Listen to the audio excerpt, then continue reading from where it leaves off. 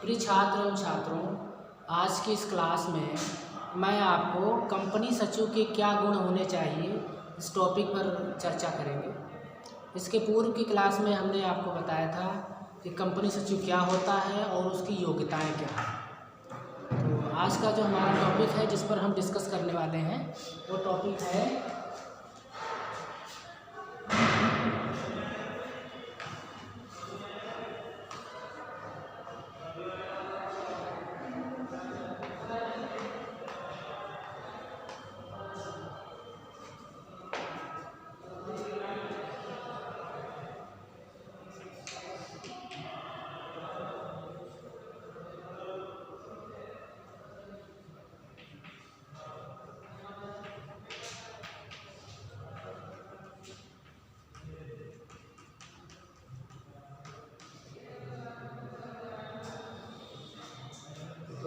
आज हम इस टॉपिक पर चर्चा करेंगे कि कंपनी सचिव के क्या गुण होने चाहिए।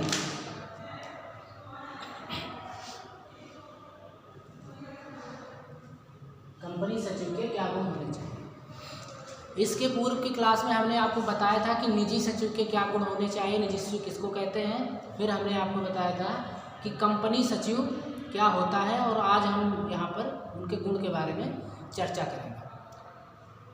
अभी इसकी पूर्व की क्लास में हमने आपको ये भी बताया था कि कंपनी सचिव कितना जिम्मेदारी का पद होता है, उसके काम क्या होते हैं, उसके कार्य क्या होते हैं। ठीक, वहाँ पर हमने आपको बताया था कि उसकी योग्यताएं क्या होनी चाहिए। 25 लाख से कम वाली कंपनी के लिए क्या योग्यताएं होनी चाहिए, 25 लाख से अधिक वाली कंपनी के लिए क्या योग्यताएं होनी चाहिए। तो ये सब आपने समझने का प्रयास किया होगा, आपको समझ में भी आया होगा। तो यहाँ पर आपको स्टेप बाय स्टेप हम आपको बताएंगे कि कंपनी सचिव के गुण क्या होने चाहिए। तो पहला इसके अंदर जो गुण होना चाहिए वो इसका होना चाहिए प्रभावपूर्ण व्यक्तित्व।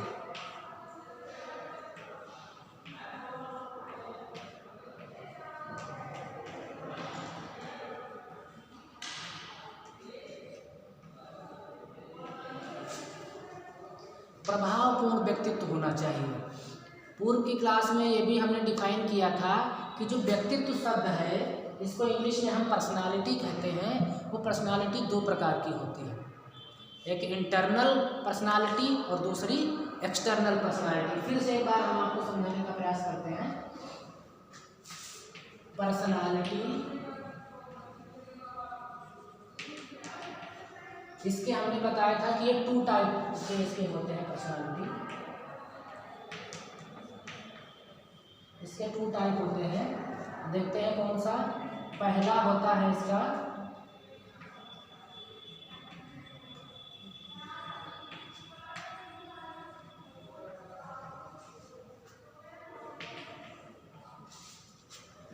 पहला है इंटरनल पर्सनालिटी और दूसरा जो होता है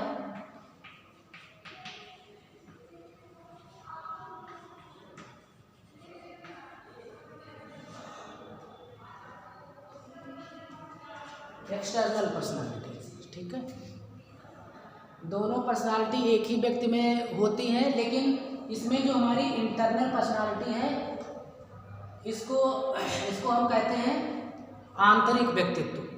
इसको कहते हैं आंतरिक व्यक्तित्व और जो एक्सटर्नल पर्सनालिटी होती है इसको हम कहते हैं बाह्य व्यक्तित्व।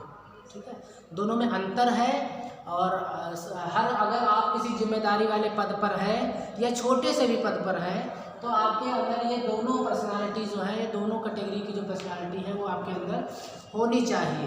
ठीक है, क्योंकि पर्सनालिटी ऐसा नहीं कि आप छोटे पद पर हैं तो आपके अंदर आप पर्सनालिटी युक्त नहीं होनी चाहिए, आपके अंदर व्यक्तित्व नहीं होना चाहिए। ठीक है ना। तो जो इंटरनल पर्सनालिटी होती है और जो एक्सटर्नल पर्सनालिटी है, इसमें सबसे पहले हम आपको बताते हैं एक्सटर्नल पर्सनालिटी क्या होती है, बाह्य व्यक्तित्व क्या होता है। बाह्य व्यक्तित्व का पता चलता है आपके ड्रेसिंग सेंस से, है ना। ड्रेसिंग सेंस आपकी हाइट से, आपकी हेल्थ से, आपके लुक से। ठीक है ना, कि जब भी आप किसी व्यक्ति को देखते हैं, आप उससे मुलाकात करने के लिए जब पहली बार आप उससे मिलते हैं, फर्स्ट साइट उसको देखते हैं, तो आप उसको देखते ही आपको लगता है कि अगर वो थोड़ा सा हाइट उसकी अच्छी है, हेल्थ उसकी अच्छी है, ड्रेसिंग सेंस उसका अच्छा है, चाल ढाल उसकी अच्छी है, तो आपको लगता है कि हाँ ये वेल मैनर्ड व्यक्ति है, इसकी पर्सनालिटी जो है बहुत ही अच्छी पर्सनालिटी है इसकी, है ना। तो ये जो पर्सनालिटी हमको बाहर से दिखाई पड़ती है, जिसको हम अपनी आँखों से देख सकते हैं, वो पर्सनालिटी हमारी बाह्य व्यक्तित्व कहलाती है, हमारी एक्सटर्नल पर्सनालिटी कहलाती है, ठीक है ना। तो इंटरनल जो एक्सटर्नल पर्सनालिटी है, इसमें क्या क्या होना चाहिए, क्या क्या लोग देखते हैं, ये हम बताते हैं, है ना। यहाँ पर हम एक्सटर्नल की पहले बात कर रहे हैं, तो इसके लिए पहला है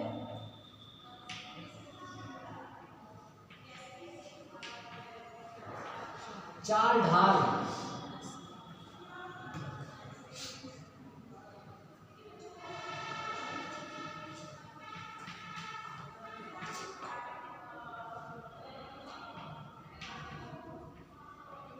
उसका पहनावा देखा जाता है, चाल ढाल देखी जाती है,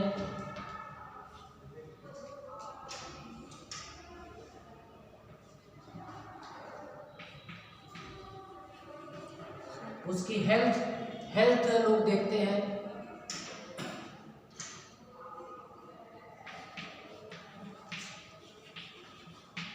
उसकी हाइट देखते हैं,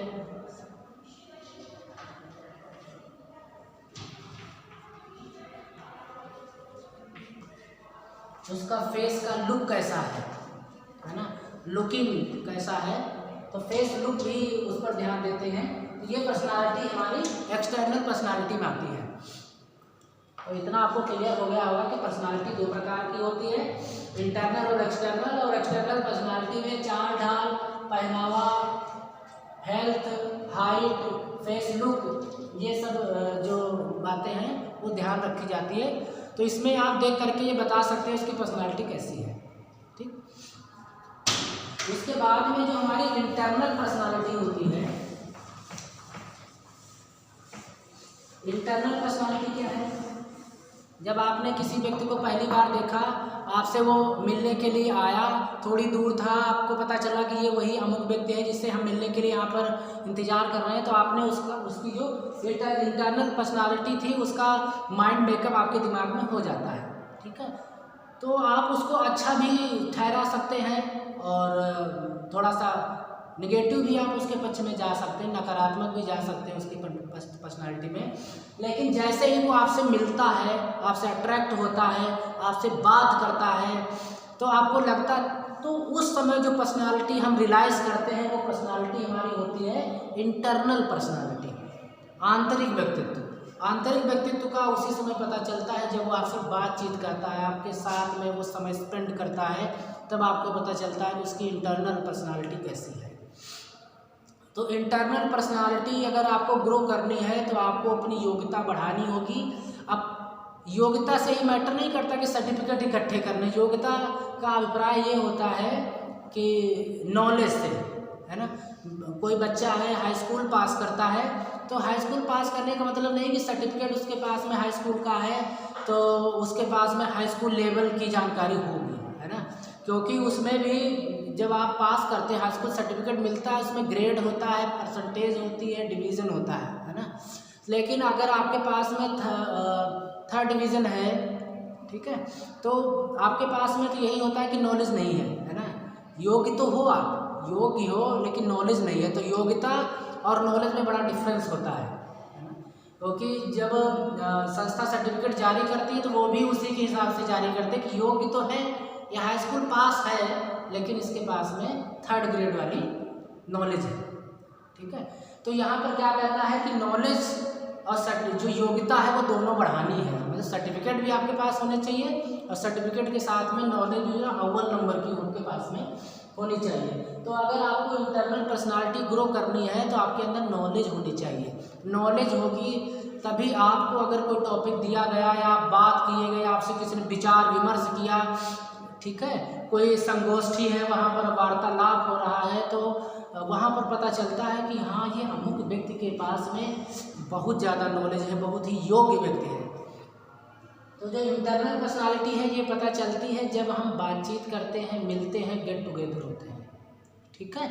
मतलब बिना बातचीत के सिर्फ आप किसी भी व्यक्ति की एक्सटर्नल पर्सनालिटी के बारे में जज कर सकते हैं, ठीक है। तो अब हमने जो यहाँ पर पॉइंट आपको बताया था कि प्रभावपूर्ण व्यक्तित्व होना चाहिए, ठीक है। तो प्रयास करेंगे कि आप अपनी ये दोनों जो पर्सनालिटी हमने आपको बताई, इंटरनल और एक्सटर्नल, ये दोनों आपकी अच्छी होनी चाहिए, ठीक है। ड्रेसिंग सेंस भी आपका अच्छा होना चाहिए, पहनावा भी अच्छा होना चाहिए, है ना, क्योंकि आप जिस संस्था को रिप्रेजेंट कर रहे हैं वहाँ पर बहुत सारे मिलने वाले व्यक्ति आते हैं। तो अगर आपका ड्रेसिंग सेंस अच्छा नहीं है, पहनावा आपका अच्छा नहीं है ना, तो अब लुक, जैसे हमने फेस लुक बताया, तो फेस लुक और हाइट ये क्या करते हैं, ये थोड़ा सा जो हमको नकारात्मक ले जाते हैं उसके पर्सनालिटी के प्रति, लेकिन ऐसा नहीं है। वहाँ पर थोड़ा सा आपको अपने आप में मेंटेन करना चाहिए। हाइट जो है और फेस का लुक है, ये ईश्वर के द्वारा प्रदत्त होता है कि अगर उसकी हाइट ज़्यादा हाइट नहीं है तो उसका व्यक्तित्व अच्छा नहीं है, ऐसा नहीं होता है ना। लेकिन थोड़ा सा क्या कहते हैं कि जब बहुत रेपुटेटेड पोस्ट होती है तो उनको लगता है कि यहाँ पर सभी वैसे ही मिलेंगे आपको 9 फीट के, ऐसा नहीं होता है ना।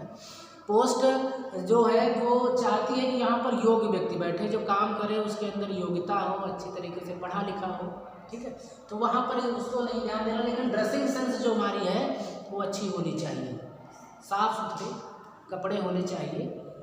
तो ये दोनों पर्सनालिटी अगर आप इनको फॉलो करेंगे तो जो आपका व्यक्तित्व होगा वो ऑटोमेटिक ही प्रभावपूर्ण होगा। प्रभावपूर्ण का मतलब इफेक्टिव।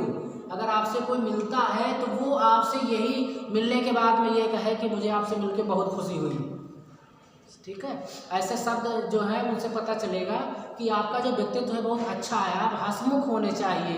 बहुत लोग ऐसे होते हैं कि जब बातचीत करते हैं तो ऐसा लगता है बहुत प्रेशर में है, ऐसा नहीं होना चाहिए। तो ये आप ध्यान रखेंगे, जो कंपनी सचिव होता है उसके अंदर जो पहला गुण है वो है हमारा प्रभावपूर्ण व्यक्तित्व, उसके अंदर होना चाहिए। उसके पश्चात में अगला उसके अंदर क्या गुण होना चाहिए,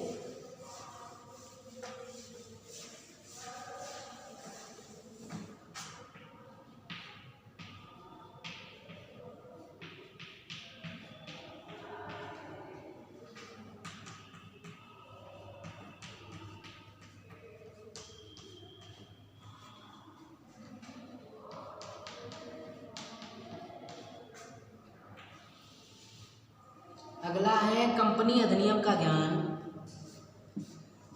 हमने पूर्व की क्लास में भी आपको बताया था कि जो कंपनी सेक्रेटरी का कोर्स होता है जिसको करके लोग सचिव के पद पर आसीन होते हैं, उसमें कंपनी अधिनियम 1956 के बारे में जानकारी दी जाती है, जिसमें संस्था से जुड़े जितने भी कानूनी दांव पेच हैं, जितने भी धाराएं, सेक्शन, अनुच्छेद होते हैं, उन सब के बारे में वो उसमें अच्छी तरीके से समझाया जाता है कि कंपनी में किस तरीके से काम करना होता है, क्या क्या काम करने होते हैं। स्टेप बाय स्टेप उसमें प्रोसीजर दिए रहते हैं, पहले ये काम करना है, इसके पश्चात ये काम करना है, फिर ये काम करना है, ठीक है ना।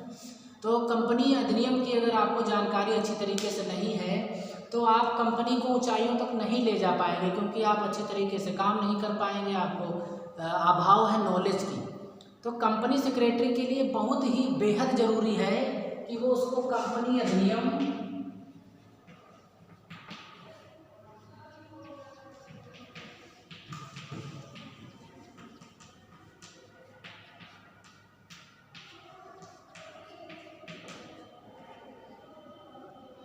कंपनी अधिनियम 1956 की बहुत जानकारी है, सारी जानकारी उसके पास में होनी चाहिए। ये कंपनी अधिनियम 1956 अब उसे लेटेस्ट वर्जन भी आए हैं जिसमें अमेंडमेंट हो करके उसे न्यू कर दिया गया है, लेकिन जो पहला अनुच्छेद है जब से इसकी स्टार्टिंग हुई थी वो 1956 है। कंपनी अधिनियम 1956 है, जहाँ से जैसे हम लोग अपने इसमें पढ़ते हैं, ठीक है, जैसे हमारे देश का संविधान है वैसे ही कंपनी का ये संविधान है, जिसको कंपनी अधिनियम 1956 के नाम से जानते हैं। इसमें कंपनी के बारे में सारी डिटेल होती है, कौन कौन से किसके लिए क्या नियम कार्रवाई है। जैसे मीटिंग है, मीटिंग से संबंधित तो उसमें सारे नियम दिए होंगे कि मीटिंग कैसे ऑर्गेनाइज की जाएगी, कितने मेंबर होने चाहिए, कम से कम कितने होने चाहिए, ठीक है, सदस्य कितने होने चाहिए, है ना। तो ये सब उसमें पूरी जानकारी होती है।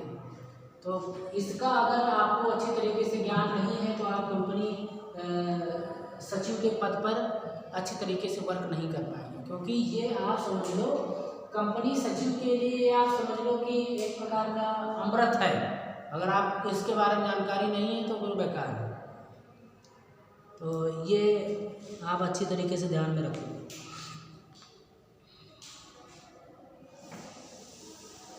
उसके पश्चात में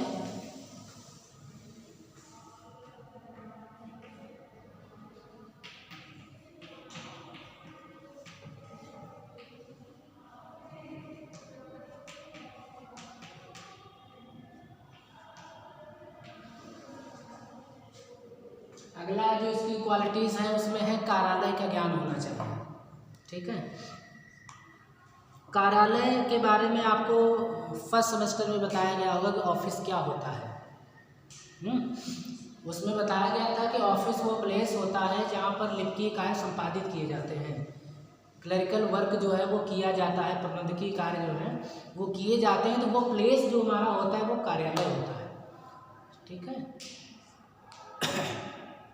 कार्यालय के बारे में ये भी आपको बताया गया था कि कार्यालय किसी भी संस्था का नाक कान मुंह होता है, क्योंकि सारे काम जो हैं उस कार्यालय से ही संपादित किए जाते हैं। तो अब जो कंपनी सचिव होता है उसको कार्यालय का ज्ञान अच्छी तरीके से होना चाहिए कि कार्यालय में कौन कौन सा काम, कौन कौन से कार्य होते हैं, कौन कौन सी मशीनें यूज़ की जाती हैं, इंस्ट्रूमेंट कौन कौन से यूज़ किए जाते हैं, स्टेशनरीज कौन कौन सी यूज़ की जाती हैं, किस टाइप की स्टेशनरीज यूज़ की जाती हैं, किस व्यक्ति को कौन सा काम देना चाहिए, है ना। तो ये सब अगर उसको अच्छी तरीके से पता है, जैसे मशीनें मान लो फैक्स मशीन यूज़ होती है तो फैक्स की जानकारी उसे होना बेहद ज़रूरी है ना। ऐसा ये नहीं है कि अगर फोटोस्टेट मशीन है तो फोटोस्टेट हमेशा वही निकालेगा ना, लेकिन जानकारी उसे होनी चाहिए। अगर आपको किसी भी चीज़ की जानकारी नहीं है तो आप उस कार्य को अच्छी तरीके से करवा ही नहीं सकते, है ना। मैंने बताया था कि ये बहुत हायर रैंक का अधिकारी होता है कंपनी में। तो ये क्या करता है, काम को सुपरवाइज करता है, सुपरविजन में ये सब देखता है कि काम किस तरीके से हो रहा है, कहीं ठीक से काम तो नहीं हो रहा। लेकिन अगर आपको जानकारी नहीं है, सपोज़ कीजिए कि संस्था में आपके अकाउंटेंट है जो पैसे को मेंटेन करता है, सैलरी देता है, अपने खाते जो उसके पास में है, तलपट है उसका, खाता वही है उसका, लेजर अकाउंट है, वो मेंटेन कर रहा है कि नहीं कर रहा आपको तो पता नहीं। आपने कहा कि ये काम हो गया, उन्होंने कहा जी सर हो गया। लेकिन अगर आपको अच्छी तरीके से टैली आती है, बैलेंस शीट मेंटेन करनी आती है, तो आप जरूर नहीं आप काम करोगे। आप उसके रजिस्टर को मंगा करके देख सकते हो कि उसने किस तारीख तक इसमें कैश बुक में एंट्री की है, रोकड़ वही कितने दिनों तक मेंटेन की है, लेजर हमारे कितने मेंटेन हुए हैं, अब हमारे पास कैश इन हैंड कितना है, बैंक में अमाउंट हमारे पास कितनी है, ये सब आपको पता हो जाएगी तुरंत ही देखते ही। लेकिन अगर जानकारी आपको नहीं है तो वो हमें उसकी बात पर विश्वास करना होगा। ठीक है, तो इसीलिए अगर आप को ये सभी चीज़ों की जानकारी है तो आप एक संस्था को बहुत ही कम समय में ऊंचाइयों तक ले जा सकते हैं, क्योंकि आपको हर चीज़ की ज़रूरत है, हर चीज़ की आपको जानकारी है, तो कोई आपको दिक्कत नहीं आने वाली है। सामने भी जो बैठे हैं कर्मचारी लोग काम कर रहे हैं, उनको भी पता है कि सर को सब पता है, तुरंत आकर के देख लेंगे कि किस तरीके से काम कर रहे हैं, है ना। तो इसलिए जानकारी होना बहुत ही ज़रूरी है। ये नहीं ज़रूरी कि आपको वो काम करना ही करना है। ठीक है, तो अगर आप को मान लो कल को आप भी कोई अपना संस्था को इंस्टीट्यूट खोलते हैं तो वहाँ पर भी ये बेहद ज़रूरी है कि जो भी लोग काम कर रहे हैं उससे संबंधित जितने भी कार्य हैं वो आपको अच्छी तरीके से आते हों, तभी आप एक कार्यालय को अच्छी तरीके से चला पाएंगे। चाहे वहाँ पर फैक्स मशीन हो, चाहे वहाँ पर फोटो स्टेट मशीन हो, चाहे वहाँ पर डुप्लीकेटिंग मशीन हो, कोई भी मशीन हो, सबके बारे में जानकारी आपको होना चाहिए। चाहे वहाँ पर अकाउंटेंट का ही काम क्यों ना हो, चाहे वहाँ पर टैली ही क्यों ना हो, लेजर बनाना हो, चाहे तलपट बनाना हो, उसमें ट्रायल बैलेंस मेंटेन करना, सब कुछ आपको उसमें आना चाहिए अच्छे तरीके से। ठीक है, तभी आप ये समझ पाएंगे कि किस कार्य की क्या वैल्यू होती है। अगर आपको सभी कार्यों की जानकारी है तो जो कर्मचारियों अधिकारियों के बीच में जो कार्य का जो असमान वितरण होता है वो भी नहीं हो पाएगा। आपको काम तो पता नहीं है, आपने एक अकाउंटेंट था, आपने उसको 4 तरीके के काम दे दिए, ये भी करना है, ये भी करना है, ये भी करना है, ये भी करना है। 4 काम उसके पास में हो गए। एक दूसरा क्लर्क था, उसके पास में 2 ही तरीके के काम थे। वो तो आसानी से चुपचाप बैठा हो, थोड़ा सा काम करके अपना डिस्पैच का काम दे दिया, वो डिस्पैच करता है लेटर को और लिफाफे में डाल करके भेज देता है। और अकाउंटेंट उसके पास है, पूरी संस्था का जितना पैसे का लेखा जोखा है सब उसे मेंटेन करना है। कितने हमारे सेलर हैं, कितने बायर हैं, उन सबका रिकॉर्ड उसको रखना है, कहाँ से पैसा आया, कितना नहीं आया। अब उसके पास में चार तरीके के काम हो गए। अब अगर आपको अच्छी तरीके से पता होता कि एक अकाउंटेंट का काम सिर्फ पैसे को मेंटेन करना है और उसके पास में बहुत ही जिम्मेदारी का काम है, तो आप उसको 4 तरीके के काम नहीं देते। अब आपको तो पता ही नहीं था, आपने 4 तरीके के काम दे दिया, वो उसमें उलझा रहता है, समय से काम नहीं हो पाता। तो अगर आपको अच्छी तरीके से जानकारी है तो आप उस काम को अलग अलग व्यक्तियों में बाइफरकेट कर देंगे। अगर आप किसी को काम देते हैं, अक्सर क्या होता है कि कुछ व्यक्ति बहुत ही अच्छी तरीके से साफ़ सुथरा काम करते हैं, गलतियां कम होती तो लोग उनको ज़्यादा काम देते हैं, आप इसको देख लीजिए, ये भी आप देख लीजिए। तो वहाँ पर आप ये कर सकते हैं, कमेटी बना सकते हैं और उसके साथ में आप सहयोग के लिए व्यक्ति उनको दे सकते हैं कि आपके साथ में ये सहयोग करेंगे जब आप ये काम करेंगे, ठीक है। तो इससे क्या होगा कि कार्य का जो असमान वितरण नहीं होगा, किसी के ऊपर ज़्यादा कार्य का प्रेशर नहीं आएगा कि हमारे पास वर्कलोड ज़्यादा है, समान कार्य सबके पास में होगा। तो इसलिए आपको थोड़ा सा ये कार्यालय परिपाटी जो है, कार्यालय परिपाटी का भी अच्छे तरीके से ज्ञान होना चाहिए कि किस तरीके से कार्यालय में काम होता है, ठीक है। उसके पश्चात में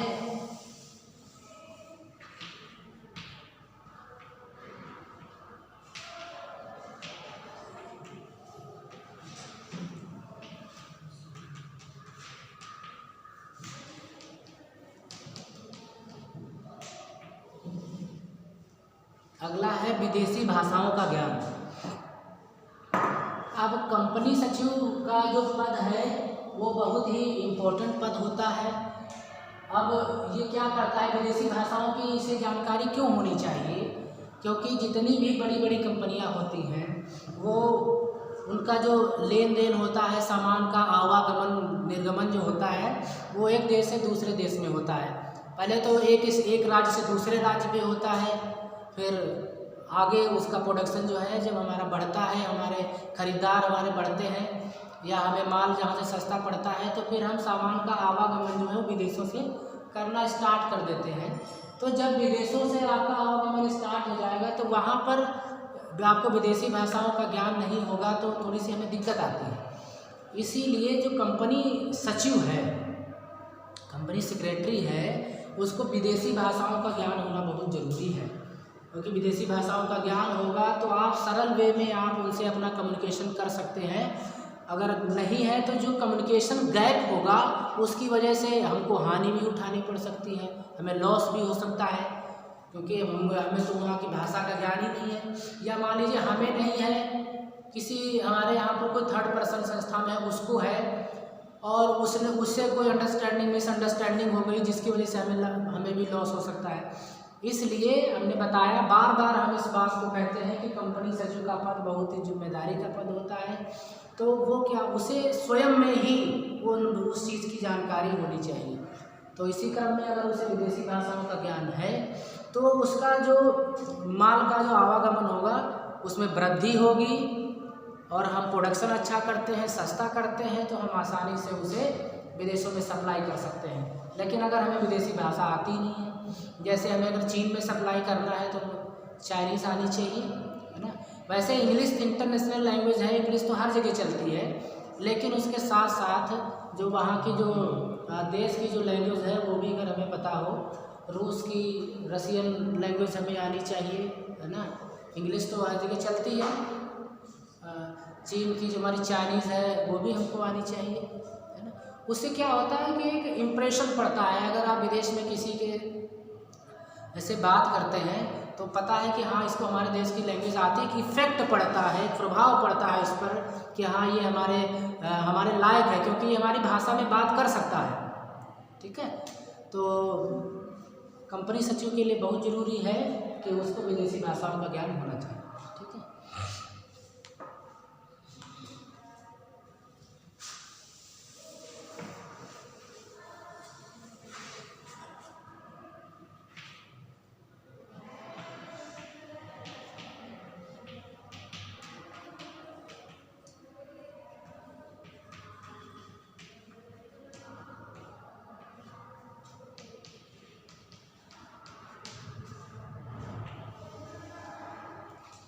नेक्स्ट है सभा से संबंधित ज्ञान।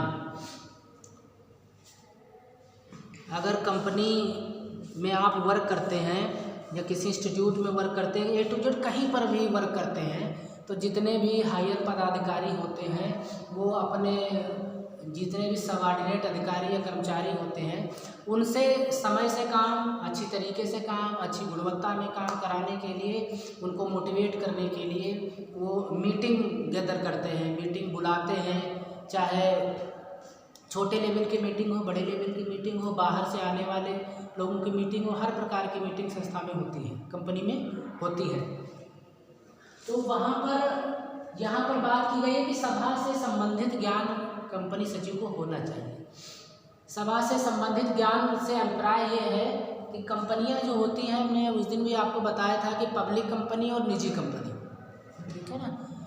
तो अगर आपको ये पता नहीं है कि पब्लिक कंपनी में अगर हम सभा को बुला रहे हैं, अगर जितने भी मेंबर्स हैं, बोर्ड मीटिंग है, बोर्ड की मीटिंग चल रही है, बोर्ड ऑफ मेंबर जितने होते हैं उनकी मीटिंग आपको बुलानी पड़ी, सेक्रेटरी को बुलानी पड़ी, और वहाँ पर क्या है कि एक ही लोग उपस्थित हुआ, तो आप क्या करेंगे उस कंडीशन में? मीटिंग को आप आहूत करेंगे कि नहीं करेंगे? मीटिंग को आप भंग कर देंगे, मीटिंग डिनाई करेंगे, क्या करेंगे? तो उससे संबंधित वहाँ पर रूल होते हैं, तो उन रूल के बारे में जानकारी होनी चाहिए। हमने उस दिन बताया था जितनी निजी कंपनियाँ होती हैं इनमें मीटिंग को चलाने के लिए कम से कम, मीटिंग को रन करने के लिए कम से कम 2 सदस्य होने चाहिए। प्राइवेट कंपनी जितनी है हमारी, प्राइवेट कंपनी, निजी कंपनी, उसमें मीटिंग को आहूत करने के लिए कम से कम 2 सदस्य होने चाहिए। और जो पब्लिक कंपनी होती है, पब्लिक, उसमें कम से कम 5 सदस्य होने चाहिए, तभी आप मीटिंग को रन कर पाएंगे, मीटिंग आप बुला सकते हैं। लेकिन अगर कम से कम 2 है ही नहीं है, तो आप उस कंडीशन में आप थोड़ी, जो एक समय निर्धारित किया गया है उस समय के निर्धारण के बाद में आप उस सभा को भंग कर सकते हैं। लेकिन आपको सभा से संबंधित जानकारी नहीं है, सभा में काम कौन कौन से होंगे, उनके सूक्ष्म कौन लिखेगा, किस तरीके से सूक्ष्म उनके तैयार होंगे, मीटिंग का एजेंडा, कितने दिन पहले आप आमंत्रण देंगे जिनको बुला रहे हैं। जैसे मान लो शेयर होल्डर को आप बुला रहे हैं, डिवेंचर होल्डर्स को आप बुला रहे हैं, बोर्ड की मीटिंग है, तो आप कितने दिन पहले आप जारी करेंगे? आमंत्रण पत्र बुलाना पड़ता है, तो आमंत्रण पत्र जारी करना पड़ता है कि आपको अमुक समय पर अमुक स्थान पर उपस्थित होना है, और उसका उद्देश्य होता है कि इस संबंध में वार्ता होगी, उसमें सब लिखना पड़ता है। तो ये सब जानकारी कंपनी अधिनियम में दी गई है, और आपको भी सीखने को मिलेगा। आपके इसमें एक कंपनी अधिनियम की एक बुक चलती है, इंट्रोडक्टरी, थोड़ा सा छोटा सिलेबस है, क्योंकि CS में तो बहुत बड़ा है।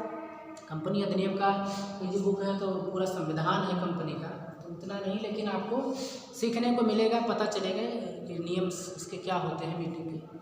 तो ये आपको नेक्स्ट सेमेस्टर में आपको सीखने को मिलेगी। और यहाँ पर भी अगर बीच बीच में कहीं पर भी आता है, इसमें भी आपको मीटिंग संबंधी एक चैप्टर आपको secretary practice and office automation की बुक में, इसके सिलेबस में मीटिंग का एक चैप्टर है, उसमें हम आपको बताएंगे अच्छी तरीके से कि मीटिंग में आपको मीटिंग से संबंधित कौन कौन से नियम आपको पता होने चाहिए, क्या क्या नियम होते हैं, ये सब हम आपको सिखाने का प्रयास करेंगे, इसमें जानकारी देंगे। तो अगर ये सब आपको जानकारी नहीं है सभा से, तो ये उचित नहीं होता है। तो ये कंपनी सचिव को अच्छी तरीके से इन सभी के बारे में जानकारी होनी चाहिए, किस तरीके से मीटिंग को हम आहूत करते हैं, ठीक है।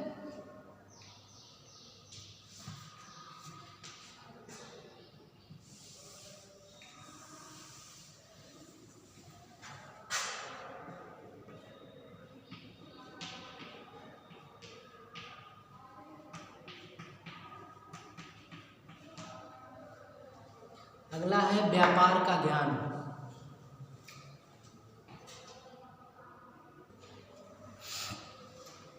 व्यापार का ज्ञान कंपनी सचिव को अच्छी तरीके से होना चाहिए।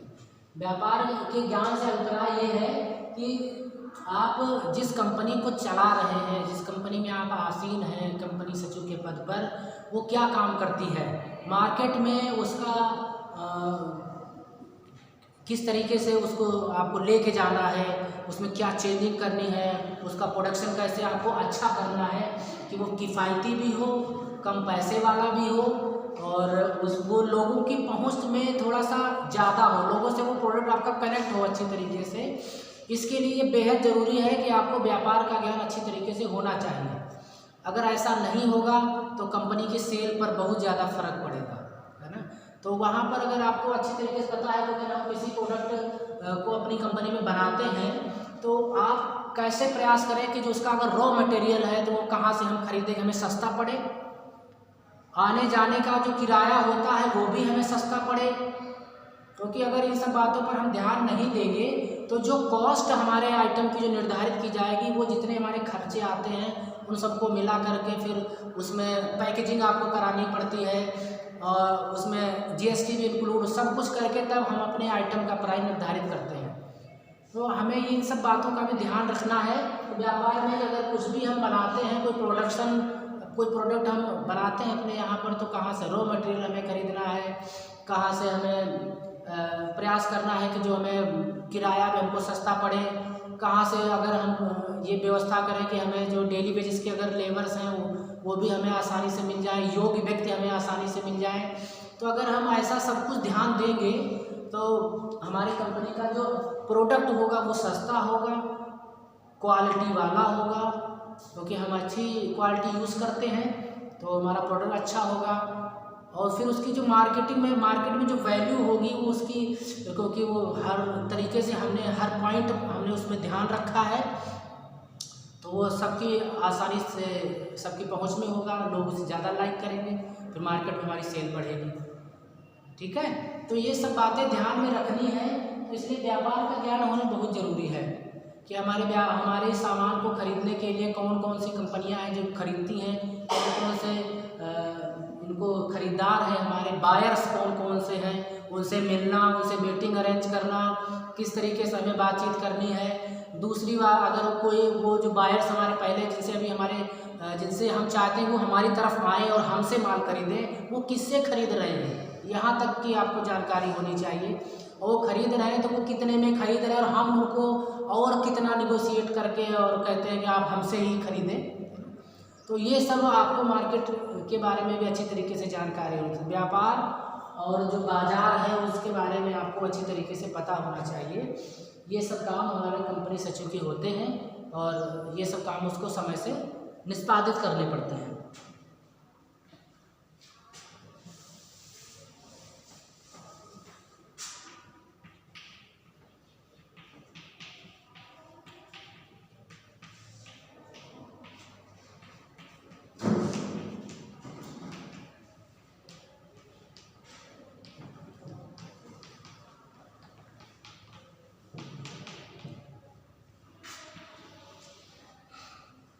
नेक्स्ट है पुस्तपालन और लेखाकर्म का ज्ञान होना चाहिए।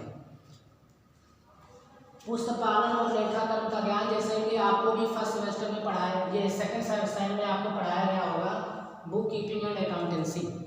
तो ये जो कंपनी सचिव है, मैंने अभी आप थोड़ी देर पहले आपको इसमें समझाने का प्रयास किया था कि अगर आपको अपने संस्था में हर तरीके की जानकारी है, कार्यालय में अकाउंटेंट है तो वो किस तरीके से काम करता है, लेखा जोखा कैसे मेंटेन किया जाता है, चाहे वो मैनुअली हो या फिर कंप्यूटराइज हो, कंप्यूटर में टैली किस तरीके से मेंटेन की जाती है, जर्नल कैसे बनाया जाता है, लेजर कैसे बनाए जाते हैं और तलपट कैसे बनाया जाता है, खाता बही कैसे बनाई जाती है, रोकड़ बही कैसे बनाई जाती है। तो इन सब की जानकारी आपको अच्छी तरीके से होनी चाहिए, तभी आप एक संस्था को अच्छी तरीके से रन कर पाएंगे, अच्छी तरीके से चला पाएंगे और कंपनी आपकी दिन दूनी रात चौगुनी तरक्की कर सकती है, एक अच्छे प्लेटफॉर्म पर जा सकती है। तो कंपनी सचिव को पुस्तपालन और लेखाकर्म की जानकारी होनी चाहिए। ये पुस्तपालन लेखाकर्म से अभिप्राय है कि उसे अकाउंटिंग संबंधी जानकारी होनी चाहिए। ठीक है ना, ये पुस्तपालन इसको इंग्लिश में कहते हैं बुक कीपिंग।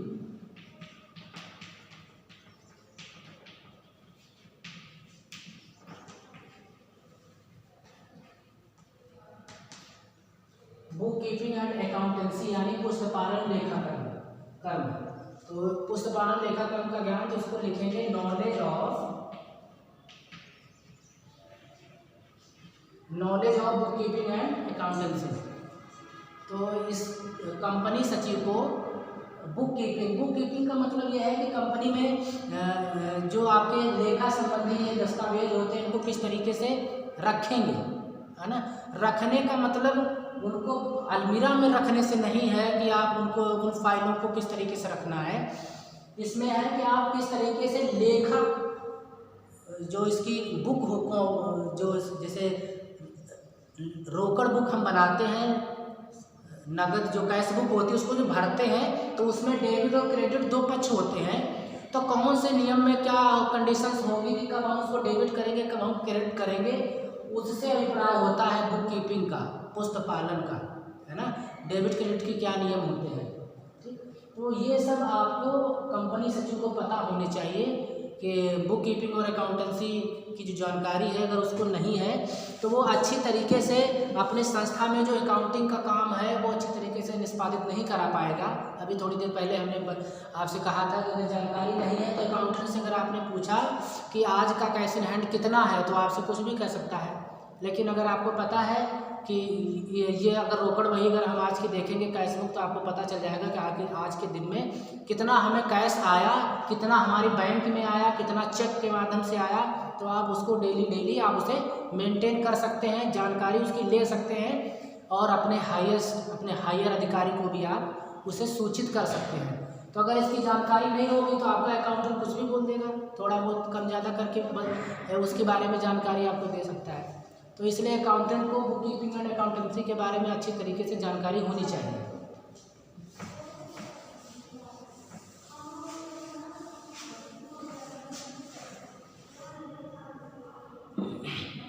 तो आज हमने यहाँ पर कंपनी सचिव के गुण के बारे में डिस्कस किया, आपको समझाने का प्रयास किया और आशा करते हैं कि आपको इस क्लास में समझ में आया होगा कि इसके कौन कौन से गुण होने चाहिए।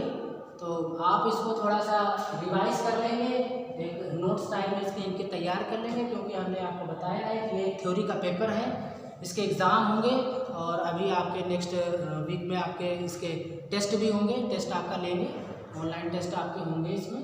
तो थोड़ा सा इनकी प्रिपरेशन भी आप लोग करते हैं ताकि थ्योरी के पेपर में आपके नंबर भी बहुत अच्छे आए और आप अच्छी तरीके से अच्छे मार्क्स से आप पास हो, ठीक है। तो इस टॉपिक को यहीं पर वाइंड अप करते हैं और नेक्स्ट टॉपिक में मिलते हैं।